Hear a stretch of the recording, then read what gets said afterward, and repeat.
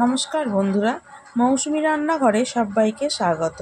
আজকে আমার রেসিপি মাছের মাথা দিয়ে মুগ ডাল। এটা কোনো নতুন রান্না নয়, সবার বাড়িতেই এই রান্নাটা হয়ে থাকে। তবে এক একজনে এক এক রকমভাবে এই রান্নাটা আমরা করে থাকি। আমি কিভাবে বানাই সেটাই আজ আপনাদের সাথে শেয়ার করে নিলাম। তাহলে বন্ধুরা চলুন শুরু করি আজকের রেসিপি মাছের মাথা দিয়ে মুগ ডাল। প্রথমেই মুগ ডালটা ভেজে নিতে হবে। কড়াই গরম করে দিয়ে দিয়েছি।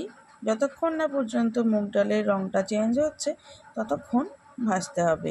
মুগ ডালটা যখন দেখবেন হালকা গোল্ডেন কালার আসছে তখন গ্যাসের ফ্লেমটা অফ করে কিছুটা জল দিয়ে দেবো। মুগ ডালটা খুব ভালোভাবে ধুয়ে নিতে হবে। মুগ ডাল ভাজার আগে আমি জল দিয়ে ধুই না, তাতে মনে হয় ঠিকভাবে ভাজা যায় না।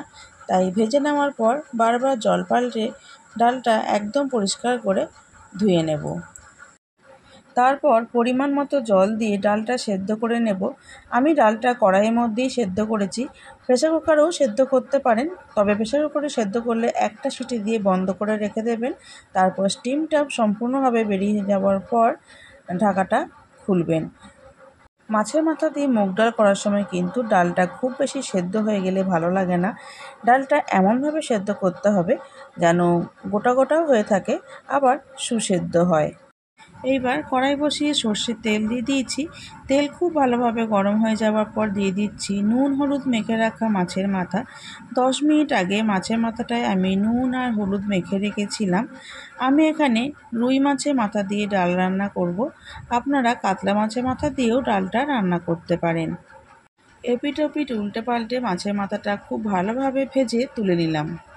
মাছের মাথা তুলে নিয়ে ওই তেলেই ফোড়নে দিয়ে দিলাম একটা শুকনো লঙ্কা, একটা তেজপাতা, একটু গোটা জিরে, 4টে ছোটো এলাচ। ছোটো এলাচটা অবশ্যই ফাটিয়ে নিতে হবে, না হলে ছিটকে এসে আপনারই গায়ে লাগবে।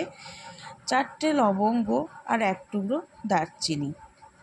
20 থেকে 25 সেকেন্ড মতো সময় ধরে ফোড়নটা নাড়াচাড়া করে নিয়েছি। ফোড়ন থেকে একটা সুন্দর গন্ধ বেরিয়ে এসেছে। এই সময় দিয়ে দিলাম কুচিয়ে রাখা পেঁয়াজ। আমি এখানে একটা মাঝারি সাইজের পেঁয়াজ কুচিয়ে দিয়েছি। পেঁয়াজটা ভাজবো, তবে খুব বেশি কড়া করে ভাজবো না। দেখুন পেঁয়াজটা ঠিক এই রকম ভেজে নিতে হবে। তারপর পেঁয়াজের মধ্যে দিয়ে দেব কুচিয়ে রাখা টমেটো। টমেটো দেওয়ার পর 2 মিনিট মতো সময় ধরে নাড়াচাড়া করে টমেটোটা ভেজে নেব। টমেটো ভেজে নিয়েছি। দেখুন টমেটোটা একটু নরম হয়ে গেছে। এই সময় দিয়ে দেব 2 টিস্পুন আদা বাটা। আমি মাছের মাথা দিয়ে মুগের ডাল করলে রসুন বাটা দিই না। তারপর একে একে সমস্ত গুঁড়ো মশলা দিয়ে দিলাম। নুন, চিনি, হলুদ, লঙ্কা গুঁড়ো, জিরে গুঁড়ো, ধনে গুঁড়ো। সামান্য একটু জল দিয়ে মশলাটা খুব ভালোভাবে কষিয়ে নেব যতক্ষণ না পর্যন্ত মশলা থেকে তেলটা রিলিজ করছে। আর যেহেতু গুঁড়ো মশলা দিলাম তাই একটু জল দিয়ে মশলাটা কষাচ্ছি, তা না হলে মশলাটা খুব তাড়াতাড়ি পুড়ে যাবে, ঠিকমতো কষানো যাবে না। দেখুন মশলাটা খুব ভালোভাবে কষিয়ে নিয়েছি, মশলা থেকে তেলটা রিলিজ করে দিয়েছে। এইবার দিয়ে দেব ভেজে রাখা মাছের মাথা। মাছের মাথাটা দেওয়ার পরও 3 থেকে 4 মিনিট মতো সময় ধরে মাঝারি আঁচে মশলার সাথে খুব ভালোভাবে কষিয়ে নেব। অনেককেই দেখেছি মাছের মাথা দিয়ে মুগের ডাল করলে চিনি দেন না, কিন্তু আমার মনে হয় মুগের ডালে সামান্য একটু চিনি না দিলে টেস্টটা ঠিক মতো আসে না। নিরামিষ মুগের ডাল করলে তো চিনির পরিমাণটা একটু বেশিই দিয়ে থাকি, তবে মাছের মাথা দিয়ে মুগের ডাল করলে চিনির পরিমাণটা একটু কম দিই। আপনারা কে কে আমার মতো করে মাছের মাথা দিয়ে মুগের ডাল করেন কমেন্ট সেকশনে এসে অবশ্যই জানাবেন।